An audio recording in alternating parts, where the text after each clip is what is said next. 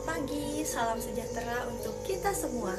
Perkenalkan, nama saya Igusti Ayurina Noviani Putri dengan NIM 250731100022 dari program studi Hukum Agama Hindu. Pada kesempatan yang berbahagia ini, izinkan saya menyampaikan pidato dengan tema Etika Hukum di Dunia Maya berdasarkan ajaran Hindu. Semoga pidato ini dapat memberikan manfaat dan menambah wawasan bagi kita semua. Yang terhormat, Ibu dosen serta teman-teman yang saya banggakan. Puji dan syukur saya panjatkan ke hadapan Ide Sang Hyang Widiwasa, Tuhan Yang Maha Esa, karena atas asung kerta waranugrahanya, saya dapat berpidato pada kesempatan yang berbahagia ini dalam keadaan sehat dan penuh semangat. Audiens yang saya banggakan, kita hari ini hidup di zaman di mana jarak tidak lagi berarti. Kita bisa berbicara dengan seseorang di belahan bumi lain hanya dengan satu sentuhan jari. Namun, ironisnya, di tengah kemajuan teknologi yang luar biasa ini, kita seringkali menyaksikan mundurnya nilai-nilai kemanusiaan. Dunia maya yang seharusnya menjadi perpustakaan raksasa dan jembatan persaudaraan, seringkali berubah menjadi hutan belantara yang penuh dengan caci maki, fitnah, dan kebencian. Banyak orang mengira apa yang mereka lakukan di balik layar ponsel adalah hal yang semu. Mereka mengira bahwa menggunakan nama samaran atau akun palsu, mereka bisa bebas dari tanggung jawab. Namun, kita sebagai umat Hindu, kita harus sadar akan satu kebenaran mutlak, yaitu hukum karma pala tidak mengenal hukum palsu. Setiap like, setiap share, dan setiap komentar yang kita ketik adalah sebuah perbuatan atau karma. Dalam ajaran kita, karma pala adalah hukum sebab akibat. Jika kita menyebarkan kebencian di dunia maya, kita sedang menanam benih penderitaan yang suatu saat akan kita tuai hasilnya, baik di dunia nyata maupun di kehidupan yang akan datang. Pemerintah telah menciptakan Undang-Undang ITE sebagai alat kontrol sosial untuk menjaga ketertiban, namun hukum manusia memiliki batas. Hukum manusia hanya bisa menjangkau apa yang terlihat, sedangkan etika hukum menjangkau apa yang tidak terlihat, yaitu niat dalam hati dan pikiran. Audiens yang saya hormati, perkembangan teknologi informasi dan komunikasi telah membawa perubahan besar di kehidupan manusia. Dunia maya kini menjadi ruang baru bagi manusia untuk berinteraksi, belajar, bekerja, serta mengekspresikan diri. Media sosial, aplikasi pesan, dan berbagai platform digital seolah menghapus batas ruang dan waktu. Namun, di balik kemajuan tersebut, kita juga dihadapkan pada berbagai persoalan serius, khususnya yang berkaitan dengan etika dan hukum.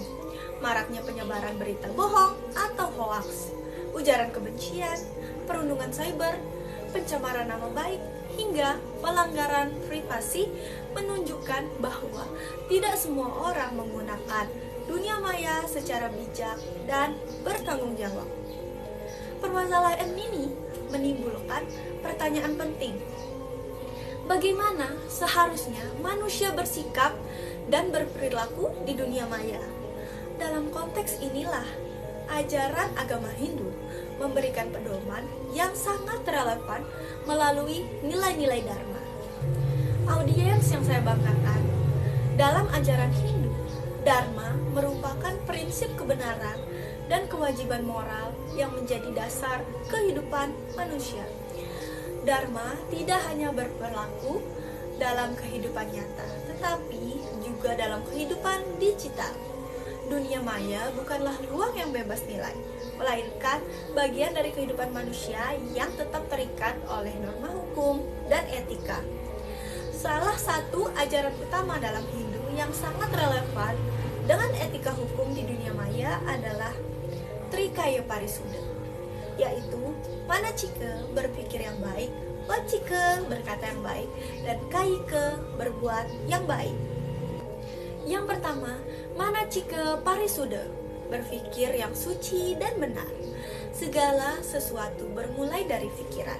Sebelum jempol mengetik komentar di media sosial, ada proses berpikir yang mendahulunya. Di dunia maya, anonimitas seringkali membuat orang merasa bebas. Mereka tidak berpikir, tidak ada yang tahu siapa saya. Namun, ajaran Hindu mengajarkan bahwa ida sang yang widiwasa ada di mana-mana, yang disebut Wiyapi Wiyapaka. Berpikir suci di dunia maya berarti memiliki literasi digital yang tajam. Saat menerima informasi, kita harus berpikir kritis. Apakah ini benar? Apakah ini bermanfaat? Jika pikiran kita didasari oleh lobe, kerakusan akan informasi, atau krode, kemarahan, maka hasil yang dikeluarkan dari layar, kita pasti akan menyakiti orang lain. Yang kedua, wacike parisude, berkata yang suci dan benar. Inilah aspek yang paling sering dilanggar dalam hukum digital. Dalam ajaran Hindu, kata-kata memiliki kekuatan luar biasa. Ia bisa menjadi obat, namun bisa juga menjadi racun. Undang-undang ITE banyak mengatur tentang pencemaran nama baik dan ujaran kebencian. Hal ini sejalan dengan larangan dalam umat Hindu terhadap waksa purusya, kata-kata kasar, dan pisuna memfitnah. Hadirin yang berbahagia, di dunia maya, suara kita adalah tulisan kita. Wacike parisude menuntut kita untuk selalu menerapkan prinsip satya atau kebenaran. Jangan menjadi penyebar hoaks. Ingatlah pepatah, mulutmu harimaumu. Kini bertransformasi menjadi jempolmu harimaumu. Kata-kata yang kita ketik dan kita bagikan akan meninggalkan jejak digital yang abadi. Jejak itulah yang akan membentuk karma pala kita di masa depan. Yang ketiga, kaike parisude, berbuat yang suci dan benar. Dalam konteks digital, perbuatan suci mencakup tindakan kita terhadap data dan privasi orang lain, melakukan peretasan atau hacking, penyebaran berita pribadi orang lain tanpa izin, atau mengunduh karya orang lain tanpa hak adalah bentuk pencurian yang dalam Hindu disebut asteya. Hukum cyber mengatur sanksi berat untuk tindakan ini. Namun, kesadaran akan kaike parisude membawa kita pada level yang lebih tinggi. Kita tidak melakukan itu bukan karena kita takut kepada polisi atau penjara, melainkan kita menghormati hak orang lain sebagai bagian dari kita sendiri. Dalam konteks dunia digital, berpikir yang baik berarti memiliki kesadaran dan kebijaksanaan sebelum mengunggah atau membagikan suatu informasi. Kita harus mampu membedakan mana informasi yang benar dan mana yang menyesatkan. Berpikir yang tidak dilandasi kebijaksanaan seringkali melahirkan konflik dan pelanggaran hukum. Berkata yang benar di dunia maya berarti menjaga tutur kata, baik dalam berkomentar, pesan maupun unggahan di media sosial. Kata-kata yang kasar, penuh kebencian, dan merendahkan martabat orang lain itu sangat bertentangan dengan dharma dan berpotensi melanggar hukum. Sedangkan berbuat yang baik berarti memiliki teknologi digital untuk tujuan yang bermanfaat, seperti menyebarkan pengetahuan, mempererat persaudaraan, dan menumbuhkan nilai-nilai kemanusiaan.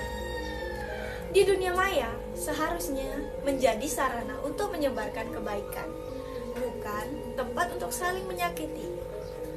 Audiens yang saya hormati, selain Trikaya Parisude, ajaran Karma Pala juga memiliki peran penting dalam membentuk etika hukum di dunia maya.